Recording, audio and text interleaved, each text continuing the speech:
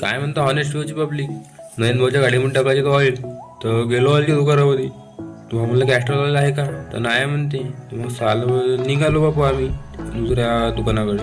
बघू शकता सनसनपैकी एक नंबर मस्त व्ह्यू घे. तिथं होतं कार्यक्रम चालू. येईन म्हणलं संध्याकाळी हेपलं रे, कारण आपण तेच काम करू शकतो. मग इथं होतं कपड्याचे दुकानं, गुपचूपचे दुकानं. आपल्या औकात नाही म्हणलं, आपण खाऊ नाही म्हणलं.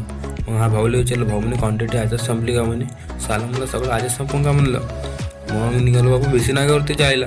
बघू शकतो उमरच्या व्ह्यू किती एक नंबर दिसत येतं सनसनपैकी. बघू शकता काकाजी पण मागू येतं, त्याच्या पण घेतला नवीनचा व्ह्यू. मग नवीन भाऊनं मी पोचलो बेसी नागावर. नवीन भाऊ म्हणजे तावर आला. म्हणतो ठीक आहे म्हणलं, चल म्हणलं घ्यायला गचनं.